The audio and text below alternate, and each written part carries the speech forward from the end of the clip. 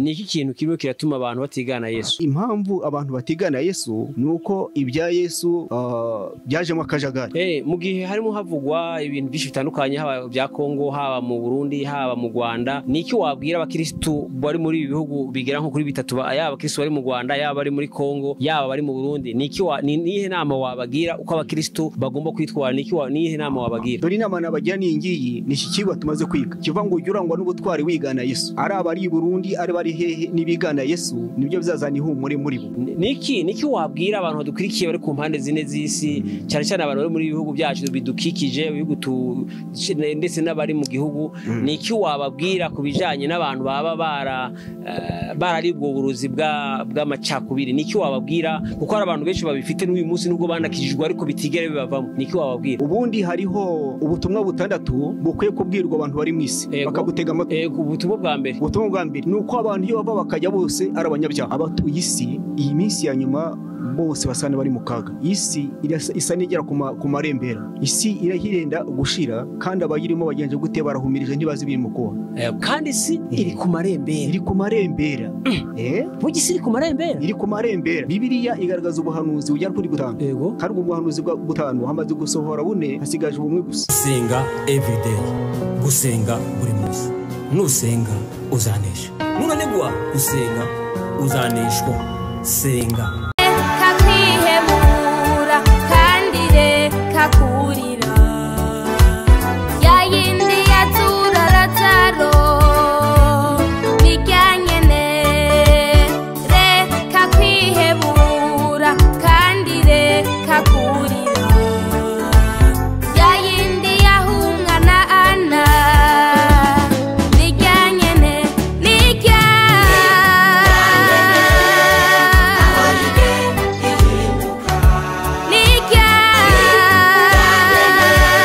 Reka ngusuhuze inshuti ya Gusenga Everyday, nizere ko mumeze neza mu bisanzwe. Muri kumwe nanje Mana Kiza Edouard, abari mu Rwanda shalom, abari muri Afrika mwese mwumva ikirundi n'ikinyarwanda n'ikinyamurenge n'ikinyabwisha, shalom shalom. Turakunda ni gusenga buri munsi. Nusenga uzanesha, ko no gusenga uzaneshwa. Senga kuko muri kuri kamera za Gusenga Everyday turi kumwe n'umutumigwa, ariko dutebwe gusuhuza no ku mugabane w'Uburayi. Shalom turabasuhuje abari ku mugabane wa Asia, shalom abari ku mugabane wa Oceania, shalom abari ku mugabane wa Amerika, shalom. Mabona rero dufite umutumigwa uyu munsi. N'ubwa mbere ureke Gusenga Everyday watangira wibwira abantu bagusenga Everyday n'abantu batuye bari ku mpande zine bari ku migabane itandukanye, watangira ubibwira urinde urumuntu ki? Imana ishimwe cyane. Uganira namwe nitwa Evangeliste Ngarambe Benoit, nkaba nkunda Yesu, nkaba narakijijwe kandi umwuka w'Imana akaba ari we unyobora. Nejejwe rero no kuza kubana namwe kuri ishano ngira ngo tuganire ku ijambo ry'Imana. Ijambo ry'Imana rifite umumaro munini cyane, kandi ijambo ry'Imana niryo rihesha uwizera wese ubugingo. Niyo mpamvu ndikunda cyane kandi ndari gukundishije, kandi nurikunda rizaguha iherezo ryiza cyane. Muri amasaha rero ikiganiro njya nganire namwe ni ikiganiro kivuga ngo jya urangwa n'ubutwari wigana Yesu aho kwigana Adamu. Subiremo, ikiganiro tugiye kuganira kiravuga ngo jya wigana Yesu, jya urangwa n'ubutwari wigana Yesu aho kwigana Adamu. Muri iki kiganiro kirimo ingingo zijya kuri 3 z'ingenzi, ngira ngo mbanze nsobanureho gato cyane kugira ngo tugendane umva neza ibyo nshatse kukugezaho. Harimo ikirango, harimo ubutwari, harimo ikirango, harimo ubutwari, kandi harimo kwigana. Ubundi uko dusanzwe twimenyereye, nta kintu kiriho na kimwe kuri iyi si ya rurema kitagira iki kiranga. Ikintu cyose kiri kuri ubu butaka Imana yaremye cyose gifite ikirango kikiranga. Inka irangwa no kwabira, intare ikarangwa no gutontoma, imbwa ikarangwa no kumoka, n'ibindi byinshi nk'ibyo bigenda bifite bigenda bibiranga. Natwe abantu atwe nyo ku muntu dufite ibituranga. Hari abarangwa n'ubusinzi, akaba aricyo kirango kibaranga, batiri mu ndangire kuba umusinzi. Noneho umuntu ugaragaraho ubusinzi aba arahindutse umusinzi, yarahindutse imbatanye n'ibiyobyabwenge. Hakabaho n'abarangwa n'izindi ngeso zindi z'ubusambanyi, batiri muturangire kwa maraya. uwo muntu icyo kirango cye gihita kimushyizeho izina ryitwa maraya n'ibindi byinshi. Icyo nshaka kuganiraho namwe ni ukubereka neza ko buri kintu cyose kigiye kiranga. Noneho ingingo ya kabiri ivuga ngo ubutwari ni ukwiyemeza ikintu ukagishyiraho umuhate wose, ndetse n'ubwo wahura n'imbogamizi z'ibikurwanya ariko ukamugaharanira kunesha. Wamara kunesha bigahita ko bikwambika izina ryiza cyane ryitwa ubutwari. Noneho kwigana icyo bishatse gusobanura ni uko icyo ushatse kwigana uba cyo. Imana yacu idufashe cyane. Noneho rero tujye mu cyigisho cyacu nyirizina. Jya urangwa n'ubutwari wigana Yesu. Kuki twahisemo iki kiganiro? Iki kiganiro ni uko ari ingenzi. Tuzi ko mu buzima bwa none n'ahazaza, tuzi ko inshuro nyinshi cyane ibyo tugenda tugeraho tugenda tugira abo tubyiganaho. abo tubyiganaho. Uwo dushatse kuvugaho rero wa mbere, turashaka kwigana Adamu. Nk'uko twabivuze ngo ujye urangwa n'ubutwari wigana Yesu aho kwigana Adamu. Mbese Adamu ni muntu ki? Adamu ni umukurambere wacu wa mbere watubanjirije, wari waremwe mu buryo butangaje, hakozwe igishushanyo mbonera cye. Mbese kigizwe n'iki? Kigizwe n'ibigomba kumuranga. Adamu yaremwe mu ishusho y'Imana, nk'uko tubisoma mu gice cya mbere n'umurongo igice cya mbere n'umurongo 26. Haratubwira ngo Imana iravuga iti, turimo umuntu agira ishusho yacu, ase natwe, batwara amafi yo mu nyanja n'inyoni n'ibisiga byo mu kirere n'amatungo n'isi yose n'igikuruka hasi cyose. Imana iri mu muntu ngo agire ishusho yayo, afite ishusho yayo niko yamuremye, umugabo n'umugore niko yabaremye. Hatubwiye ngo iki? Hatubwiye ko Imana ijya kurema Adamu yabanje gukora igishushanyo mbonera cye. Icyo gishushanyo mbonera cye kigaragaza ko yari kugomba gushushanywa n'Imana ubwayo. Kandi uko yaremye Adamu, yamuremye imuha n'ubutaraga bukomeye cyane, ndetse usanga imiremerwe ya Adamu yaragaragazaga neza ko ashobora kuzabaho iteka. Ariko uyu Adamu tumaze kumva, Imana iramurema. Ikimara kumurema, yamuremye mu buryo butangaje cyane. Ibindi biremwa byose Imana yagiye ibirema ivuze bikaba, igategeka bigakomera. Ariko igeze kuri Adamu ho yashyizeho akarusho, irakora. Bibiliya iratubwira ngo ifata umukungugu wo hasi irawukata, imaze kubona icyo kibumbano, noneho igenza ite? Imuhumekera mu mazuru umwuka w'ubugingo, umuntu ahinduka ubugingo buzima. Byumvikane ko Adamu yaremanywe uburemanwe bufite ubutaraga bukomeye cyane, kuko yarimwe mu buryo budasanzwe. Yari ishusho y'Imana, kandi yari afite n'imbaraga z'Imana, kuko guhumekerwa mu mazuru kwe kwatumye Adamu agira imibereho atari igihe gito, ahubwo agira imibereho y'iteka ryose. Mbese kuki tuvuga ngo tutigana Adamu? Nuko Adamu uwo nguwo igihe cyageze akanyuranya n'ubushake bw'Imana, akagwa mu bishuko. Ibishuko biramutsinda. Bikimara kumutsinda, Adamu bigaragara yuko akimara kugwa mu bishuko, imbaraga zose zari murimo zamuvuyemo, ahubwo Bibiliya itwereka neza ko icyo gihe yahise ko avumanwa n'inzoka yabigizemo uruhare mu kugeza gute? Mu kumushuka. Adamu kuva icyo gihe abadukururiye akaga gakomeye cyane twamukomokaho inyokomuntu. Aho ni hamwe hagaragaza neza ko nta nyokomuntu ikwiye kwigana Adamu, kuko nta cyiza kigeza gute kibonekamo na gitoya. Noneho aho twavuze havuga ngo twigana Yesu. Reka tubisome mu gitabo cy'Abaheburayo ibice 12. Igitabo cy'Abaheburayo ibice 12, twumve icyo Bibiliya tubwira. Turahageze, reka twumve icyo Bibiliya ibivugaho ku murongo wa 2. Mbese aratubwira ngo iki? Ngo dutumbira Yesu wenyine niwe banze byo kwizera, kandi ari we ugusohoza rwose. Yihanganiye umusaraba kubw'ibyishimo byamushyizwe imbere, ntiyita ku isoni zawo, yicara iburyo bw'intebe y'Imana. Dutumbira Yesu niwe banze ryo kwizera. Ni ukuvuga ngo Yesu niwe cyitegererezo cy'abizera bose. mbese Yesu icyo gikorwa cy'urukundo yagitekereje ate? Nuko Yesu mu iremwa rya Adamu yari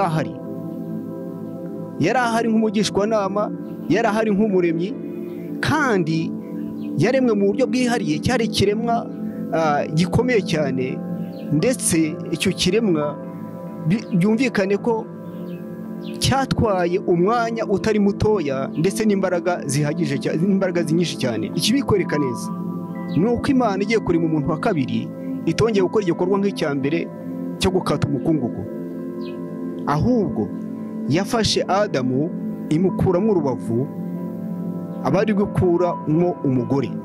Ibyo ni bitwereka neza ko iremwa rya Adamu ryari rifite imbaraga zitangaje cyane.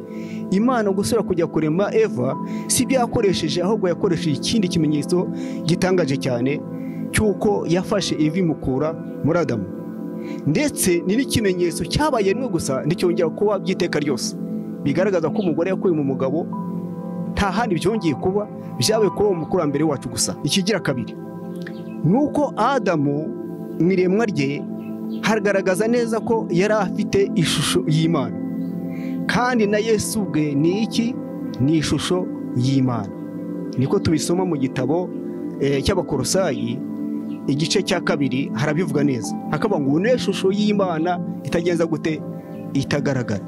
Bivuga ko imiremerwe ya Adamu n'iya Yesu urabona ko byose bihura. Adamu ni ishusho y'Imana, kandi na Yesu ni iki? Ni ishusho y'Imana. Imana yacu idufashe cyane.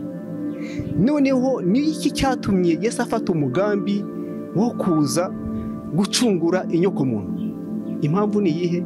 Impamvu ni uko yanze ko icyo kiremwa kizimira by'iteka ryose, kuko ari ikiremwa cy'agaciro, kuko ari ikiremwa cyaremanywe mu buhanga, kuko ari ikiremwa cyaremanywe mu butware.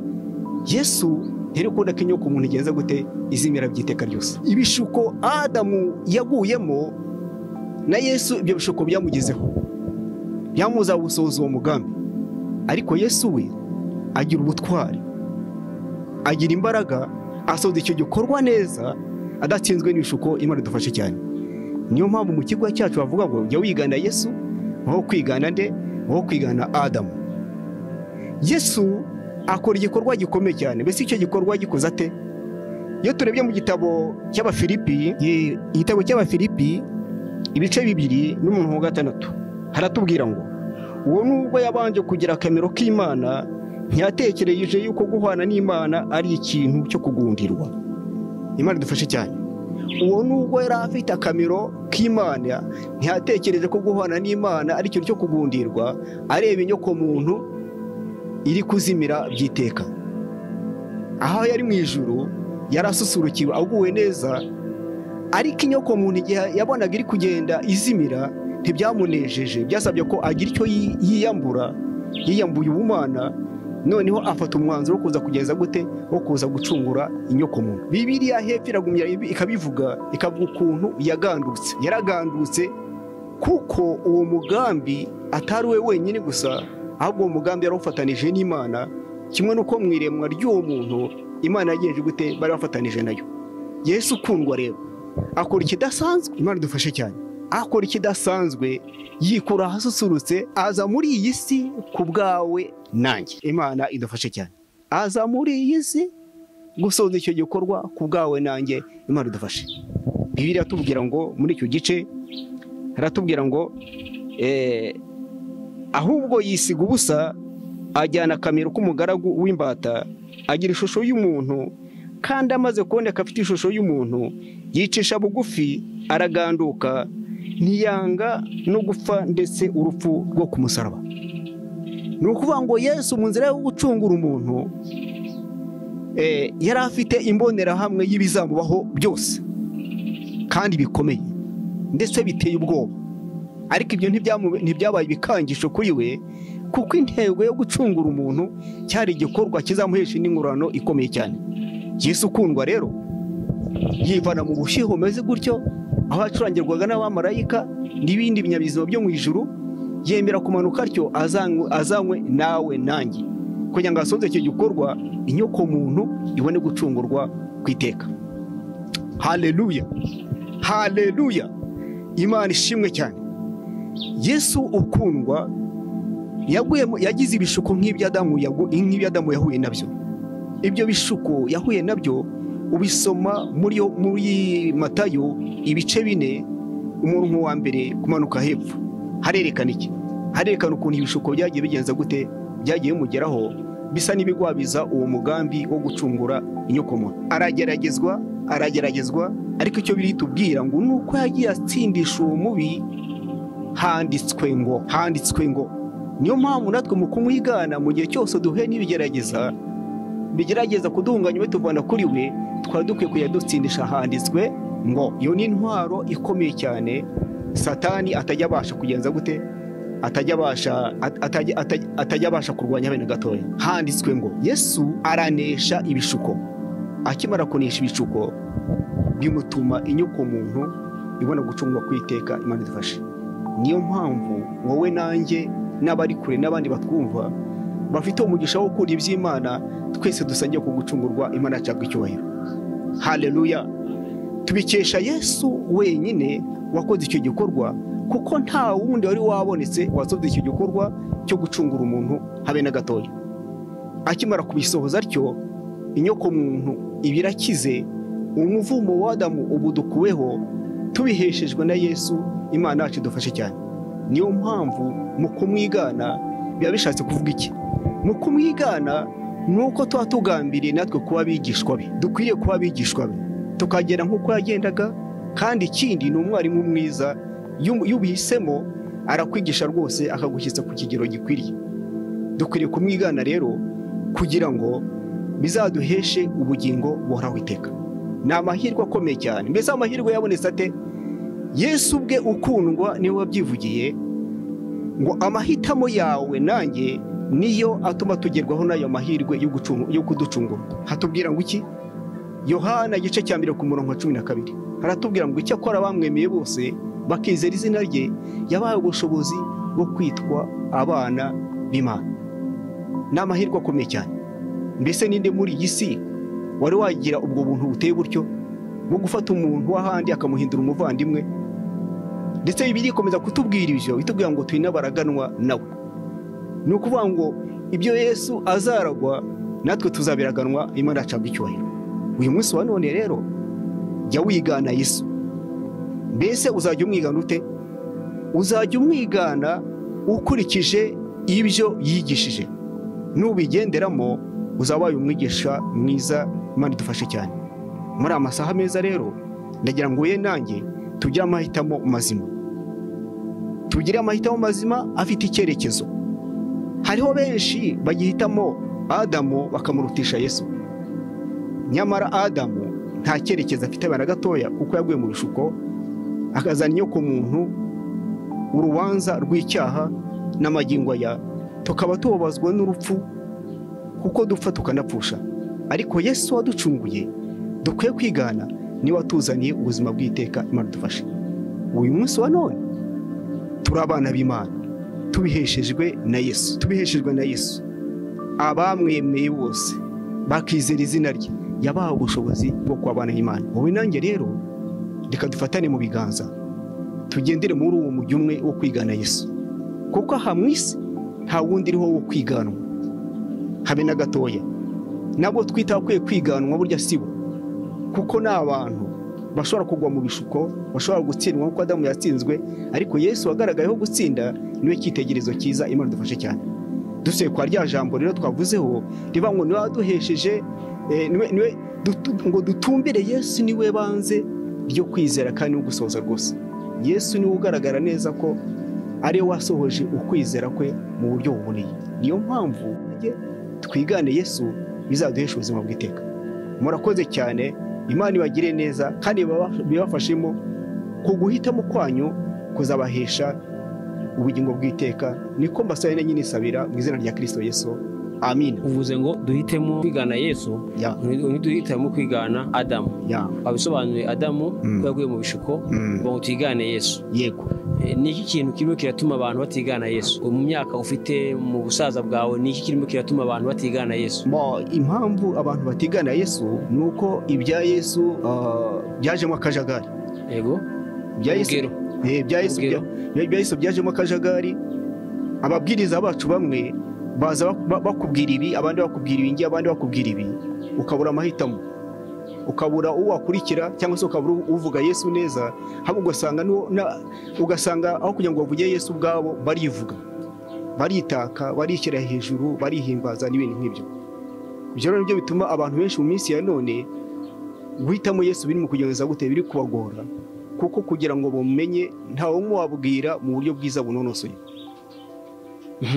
None se pasiteri, twabona hehe umuntu uvuga neza Yesu unonose? Wowe urimo uravuga, n'ejo hazaza uwundi avuge n'uwundi avuge. Ni ikihe cyagaragariza abantu yuko umuntu arimo avuga Yesu wa nyawe atarimo aravuga izindi nyigisho zitari zo? Ikitugaragariza neza ko uvuga Yesu nyawe ni ukurikiza ijambo ry'Imana, ibyanditswe byera. Ibyanditswe byera niwo muhamya w'uko uvuga Yesu nyakuri amuvugira mu byanditswe, kuko mu by'Imana yakoze byose n'ibyanditswe byera yarabiduhaye. Hariho ibintu binezeza cyane nibuka Imana yakoze bijyanye n'ibi ngibi. Imana yaduhaye Yesu, cyo ni icya mbere. Yego. Icya kabiri duha ku mwuka wayo. Yego. Icya gatatu igerekaho n'ibyanditswe byera. Yego. Ibyo bintu biranezeza cyane. Rero iyo mbona Imana yarakoze ibyo byose ikagerekaho n'ibyanditswe byera, ni ukuvuga ngo uvuga Yesu nyakuri rero ni umuhamisha ibyanditswe byera. Yego. Yego. Barimo batubwira impamvu abantu batarimo barigana Yesu ari uko barimo bumva izindi nyigisho zitari zo. Yego. Ko hariho n'abazivuga neza ariko wareba mu buzima busanzwe ukabona nta mbuto bera, ni impamvu ki? Ubundi abahanga baravuga ngo ibikorwa by'abantu birasakuza kuruta iki? Kuruta amagambo. Baravuga neza, banabyambariye neza, baranagaragara neza, ariko imbuto ntazo. Niyo mpamvu nkubwiye ngo ibikorwa burya nibyo bisakuza kurenza iki? Kurenza amagambo. Yego. Uvuze ko ibikorwa bisakuza. Ibikorwa birasakuza kurenza amagambo. Yego. Ni ukuvuga ngo ibikorwa rero iyo wahamije Yesu ukamuvuga ariko wagera hirya ntihagaragara imbuto z'umwuka muri wowe, ni ukuvuga ngo ibikorwa byawe bisenya ibyo wavugaga. Ni impamvu ki ubona abantu bigisha, ukabona barigisha ijambo ry'Imana, ariko ugasanga hari ibindi bintu batigeze batandukana nabyo, ugasanga baracyabifite, biracyari muri bo, bigendera muri bo, ubona ibintu bya kera bya zakara n'ibindi ibintu babayemo, ibintu bitari byiza, ukabona abantu bigeze babivamo. Ni impamvu ki pastor? Impamvu ibitera nta yindi, ni uko Satani burya ni umuhanga cyane, ndetse hari uyu tubwira ngo ashobora kwishushanya nka marayika w'umucyo. Niba ashobora kwishushanya nka marayika w'umucyo, ntibyamunanira no kwinjira mu bantu akabakoresha muri uwo mujyi wo kwishushanya nka marayika w'umucyo, kandi ari iki? Kandi arabapagani. Niki kimwe kiratuma haba intambara zitandukanye muri ibi bihugu? Kandi iyo ureba ku isi izi ntambara zose nyinshi zigenda ziba, kenshi bari gusanga beshera abakirisitu, abituna abakirisitu, ugasanga hari intambara. Ni impamvu ki? Impamvu ni uko batigeze bakira Yesu nk'umwami n'umukiza wabo. Ntabwo bigeze bakira Yesu nk'umwami n'umukiza wabo. Niyo mpamvu usanga bitwa amazina ariko Yesu ntawe wagenje gute, Yesu ntawe afite. Mu rugero rumwe rufatika, ivugabutumwa ryacu ryinjiye hano ryaje ryitwaje imbunda na Bibiliya. Ni ukuvuga ngo icyo gihe nta mahitamo y'abantu, abantu bahitagamo ubutumwa bitewe n'iki? N'ubwoba. Bakimara kwakira ubutumwa bitewe n'ubwoba, ni ukuvuga ngo bahusha intego yo kwakira Yesu, kuko imbunda ari iri hehe? Yari bari hejuru. Ndetse amateka atubwira ko mu gihe abazungu bazanaga ivugabutumwa mu gihugu, nyine baje bitwaje imbunda na Bibiliya, icyo gihe umwami wategekaga igihugu nta jambo yagiraga. Abantu bo bayobokaga abazungu kugira ngo bahunge iki? Bahunge uburetwa bw'abami, ariko bagahungiraho by'ukuri atari ukwakira Yesu, ahubwo ari uguhunga uburetwa bw'umwami. Kuko abamaraga kuba umukristo icyo gihe ntabwo yabaga akigengwa n'imbaraga z'umwami, bityo abantu bagenda ari igihiriri, bibwirwa ko bakijijwe, naho kumva bafite iki? Pastor, ikiganiro cyo tuzakigarukaho ingene abazungu baje n'imbunda na Bibiliya. Icyo kiganiro tuzakora ikiganiro cyihariye cyo tuzagikoraho. Yego rwose. icyo urimo avuga impamvu yabyo ni uko abantu bakiriye ubutumwa bw'iterabwoba ariko batakiriye ubutumwa buturutse mu mutima ko umuntu yakiriye Yesu umwami n'umukiza. yego rwose niko byagenze. Iterabwoba bakiranye ubutumwa iterabwoba ntabwo bakiriye Yesu. None se ko hashize imyaka myinshi abazungu baragiye, hashize imyaka myinshi abazungu baragiye, abantu babwirije ubutumwa bwiza, abantu batanga ubuhamya iby'Imana yabakoreye, abantu bakoreshwa mbere n'ibitangaza, tukaba tubona n'ibitangaza byagiye biba mu myaka ishize, habaye n'ububyutse bukomeye. None se ubwo bubyutse bwabaye na bya bitangaza byose byari ubutumwa bakiriye bw'ubwoba? Abazungu bazanye ubutumwa bw'iterabwoba ariko bazana n'ibindi byiza. Bazanye n'ibindi byiza, batumye twambara, batumye tubona ibyo tutabonaga nk'umunyu n'ibindi nk'ibyo ngibyo. Ibyo nabyo ni byiza, ariko inshuro nyinshi cyane impamvu ibyo abazungu badusizemo bitigeze bidukamamo ni kimwe n'uko n'ibya Adamu kwa Adamu kutigeze gushira muri indi mu muntu. Ni ukuvuga ngo iyo waburiye uburozi ntuburukishwa ngo bugushiremo, uhora uri igisenzegeri cy'uburozi.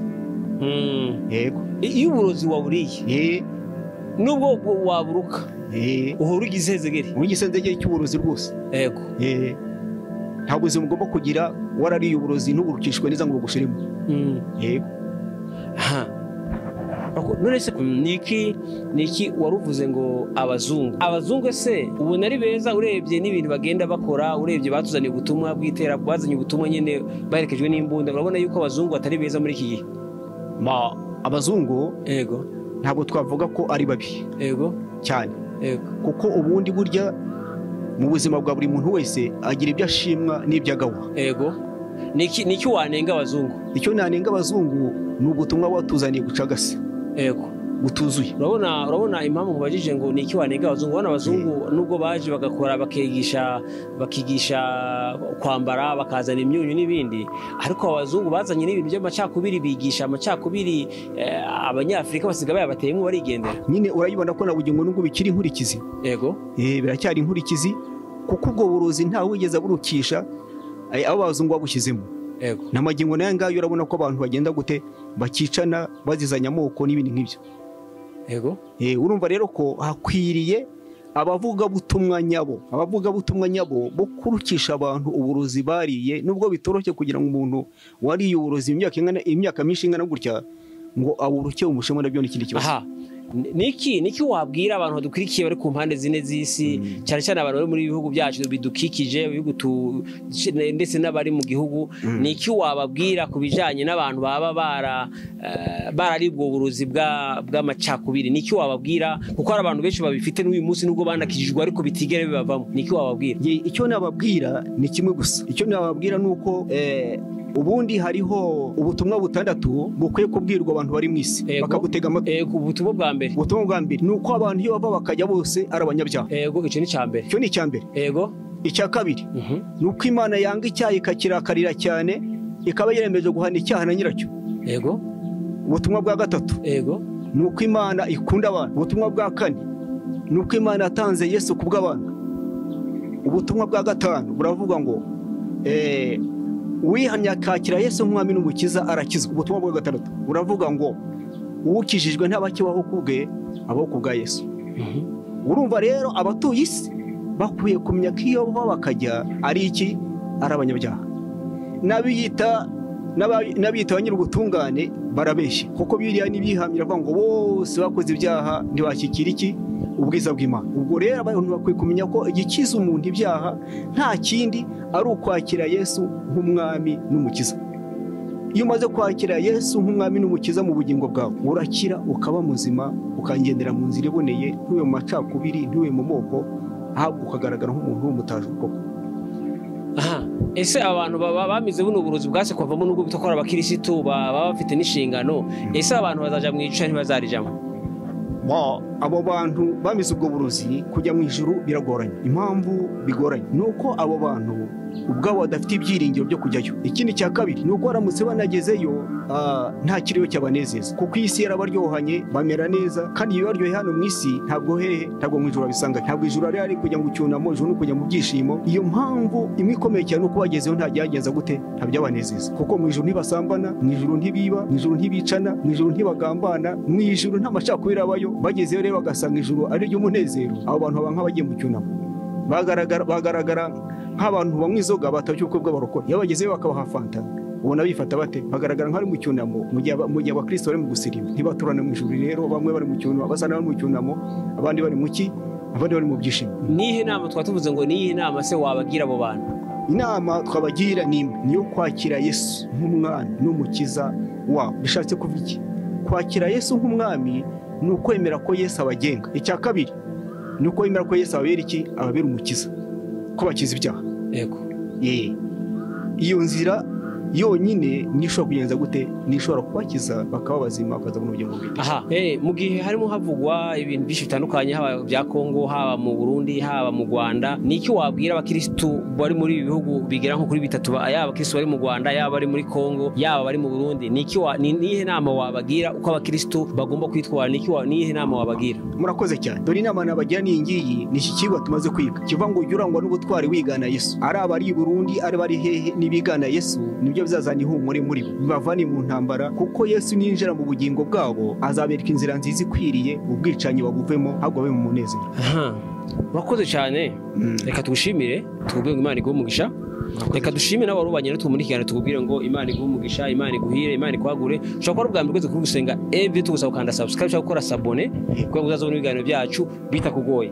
tugusaba ko ikiganiro numara kucumva ubwihe inshuti yawe sinzi ko hari ikintu wakongeraho iki twakongeraho abatuye isi iyi minsi ya nyuma bose basa n'abari mu kaga kubera iki kuko isi isa n'igera ku marembera isi irahirenda gushira kandi abayirimo bagenje gute barahumirije ntibazi biri mu kuba abari mu isi barahumirije ntibazi biri mu kuba ntibazi birimo biraba kandi isi iri ku marembera burya isi iri ku marembera ute impamvu iri ku marembera dushingira ku buhanuzi Bibiliya igaragaza ubuhanuzi bugera kuri 5 kandi ubwo buhanuzi bwa 5 hamaze gusohora bune hasigaje ubumwe gusa ubwo buhanuzi 5 n'ubuhe ubwo buhanuzi 5 n'ubungu Bibiliya igaragaza neza ku isi zabona umucunguzi ubwo buhanuzi bwayivugaga hatambutse imyaka 700 babivuga nyuma y'imyaka 700 umucunguzi agenza gute aravuka ubuhanuzi bwa kabiri bwavugaga yuko navuka igihe kizagera agapfa ibyo byarabaye mu myaka 33 ari ku isi Yesu yarapfuye ubuhanuzi bwa gatatu bwaravuga ngo kandi rero ngo namara gupfa ngazazuka byabaye mu minsi ngahe mu minsi 3 yonyine ubuhanuzi bwa kane bwaravuga ngo kandi ngo azajya mu ijuru yazamutse mu minsi igera kuri 50 none ubuhanuzi bwa gatanu busigaye ni uvuga ngo azagaruka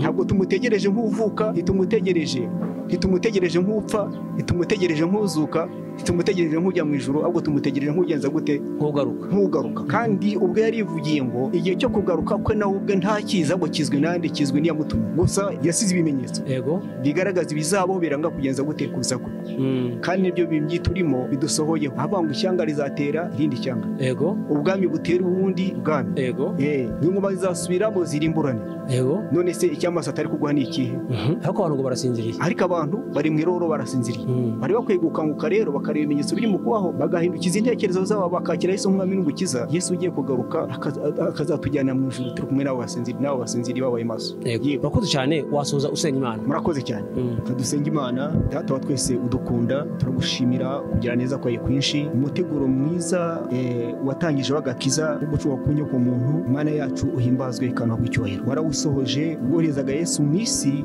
kuza gucungura inyoko muntu kugira ngo tubone gucungwa kwiteka ntacyo wigomwe waduhaye no ku mwuka wera ndetse uduha n'ibyanditswe byera izo zabereho kugira ngo inyoko umuntu ugire ubusabane nawe kandi ni koko ubwo busabane burahari niyo mpamvu dufite igihe cyiza cyo kuvuga ubutumwa bwiza nk'ubungubu nuko tuba twifashijwemo n'umwuka wawe nkaba ngusabye Mana y'imbabazi kugira ngo abumvise iri jambo bose ubahe amahitamo meza bahitemo kwigana Yesu aho kwigana Adamu kugira ngo bizabaheshe ubuzima bw'iteka niko ngusabye mu izina rya Kristo Yesu amen murakoze cyane reka tugushimire tukubwire ngo Imana iguhe umugisha ese nitugutumira ubutaha uzitabira rwose mu gihe muzashakira muzambona kuko nanjye numva ndyohewe murakoze cyane ikiganiro naho ubutaha rero baramudukurikiye muhiro mukijwe dufite abantu benshi tuzajya tubatumirira rwose mukomeze mukurikirane ibiganiro byacu Imana ibahe umugisha murakoze cyane senga everyday gusenga buri munsi nusenga uzanesha nunanigwa gusenga uzaneshwa senga kakwihe